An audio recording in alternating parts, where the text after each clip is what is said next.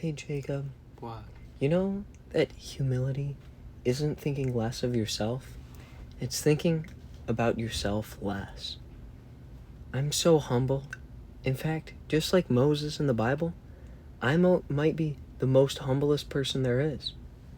I think you might be a cult leader, because that's what the cult leaders say. Cut the bet. Cut the bet. Cut the bet. It's a long bet. Shout out to all my cult leaders out there. Yeah, no, actually, no shout out to cult leaders.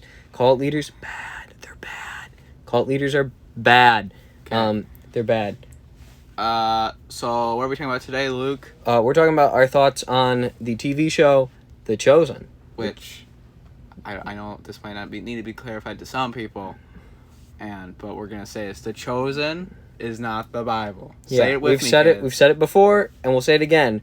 The Chosen is not the Bible. So, that's the whole thing. Here's our quick thoughts on The Chosen. We're just doing a real rapid fire Theological Thursday this time. My thoughts on The Chosen. I've watched all of the seasons of The Chosen that are out right now. Season 1, Season 2, Season 3. I like them all. I like Season 2 more than Season 1, and I like Season 3 more than both of the first two. Yeah. The main reason being because they are not the Bible. Not saying that's blasphemous. I'm saying I like how Season 1 is mostly straightforward. It's a lot of it is very scripture-based. Yeah. Season 2, they experimented a little more character stuff that isn't in the Bible.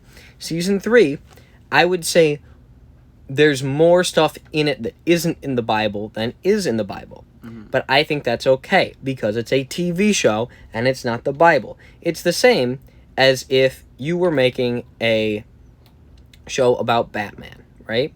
Let's say you're making a show about Batman, and there is an official list of things that happened to Batman, right? But we don't know what Batman did on a Tuesday in September.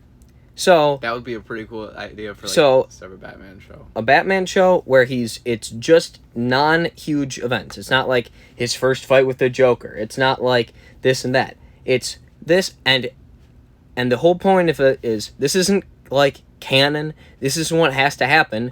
But this is an idea of, hey, maybe Batman on this Tuesday, maybe he went to the bank. Maybe he went and gave some money to a charity, right? Because he's so rich, right? So that's kind of an analogy for what The Chosen's like. It's like, this is not the Bible. It's not canon. It's not what happened. It's a canon event. It's not a canon event. It's literally just, this could have happened. It's not the Bible. It's not supposed to be the Bible. It's maybe Jesus on this Tuesday in September went to a fish market. And maybe on this Friday in August, he went and paid his taxes. Mm-hmm. So, exactly. What are your thoughts on The Chosen, Jacob? I watched The Chosen on one single car ride. And it was like the best experience because you're watching it everything back to back to back to back. That's true. So I got through the entirety of the show in like a day, and I think the second day I was on vacation, I got through the rest. And by the show, how many seasons were out? Season 1, point? Season 2, and Season 3. Okay, yeah. And I really like the show. I really like how they build. And even though it isn't the Bible, it even like takes stuff that was very not well mentioned, like the Mary Magdalene stuff, the two other people, the women who followed Jesus. Yep.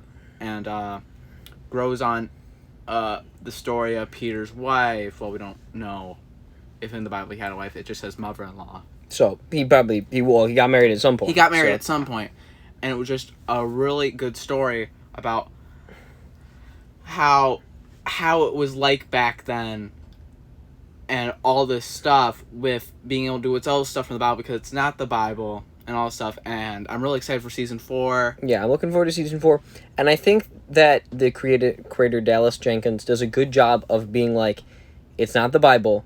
It's not supposed to be the Bible. I have characters who are in the Bible in the show, but it's not supposed to be the Bible because really it's just about what might have happened in the lives of the disciples. So it's like, yeah, there's a good shot that a lot of the people that are portrayed in the show were not there for certain events, but there's a chance they might have been. Like maybe one of the episodes of The Chosen is exactly spot on. Exactly happened like that.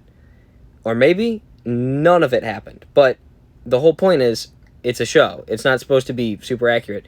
It's fun. It's interesting to watch. I think it's a good thing. And it's helpful to kind of reflect on, what might have happened in the lives of Jesus. If you go in watching it more like a TV show than a documentary, and you go in not expecting it to be super ultra spiritual, because a lot of it, like, there are times where it is kind of hard-hitting and there's some biblical truth that's said, but there's also times where there's funny jokes or there's something goofy that happens because it's a TV show. So, yeah. Yeah, I get what you're saying. So, what's your, favorite episode? Oh, I'd say, I can tell you the one that I think is the funniest, funniest inside joke is, I think it's the end of season 1 with the woman at the well.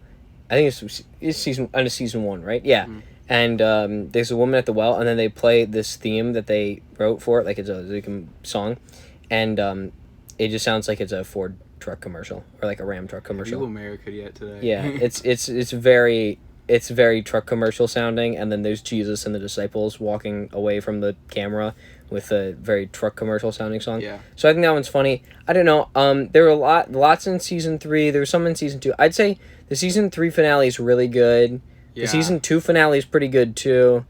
I like the episode where in season 3. So there's this character named Gaius, who's mostly non-biblical. Like, yeah, we know there's a character named Gaius who meets Jesus. Actually, I think Gaius meets Peter, but there's also a centurion who meets Jesus, so it could be the same person. It's unlikely, but anyway, there's two characters. They kind of combined them to be the same character in the Chosen, and because it's not the Bible. Because it's not the Bible, and so they're allowed to do that. But I really like how he kind of developed as a character because it's a TV show. So I also my favorite episode would probably be the one with Philip and Nathaniel. That's a good one. Yeah. The fig tree one. Yeah, that's a classic. It's because it's just such a good episode and shows Nathaniel is on his last thing, and it also shows the power of Jesus in that episode as a character, because he was nowhere near there. Mm-hmm. Yeah. Yeah, it shows the power that Jesus actually had in real life, but it does a good job of showing it in a way that works for both a TV show and as something kind of to reflect on. Yeah, and the only the funniest thing I think that it's gonna be that I've heard from season 4 is that Dallas said, yeah. So you remember how the last ones were really happy and go lucky? Yeah, I call this one the sad season. So get strapped in for season 4, people. Yeah. So all right, that's our thoughts on The Chosen. Anything else, Jacob? Get ready for season 4. It's gonna be crazy. Yeah, season 4. If you're already listening to this when season 4 comes out, go watch it. If you're listening to this way in the future and all of the show's out, go watch it. So hey, maybe we'll do a review of season 4 as it comes out. We could do an episode by episode thing. Yeah, that'd be fun. All right, so we'll see you all next time. I'd like to thank Sam Shockmav, JJ Sebastian, and Josiah Keller for supporting us over on the Patreon, patreon.com/The Conspiracy Consultants. Go support us over there and go do that and be cool and love Jesus. See ya. Mm-hmm.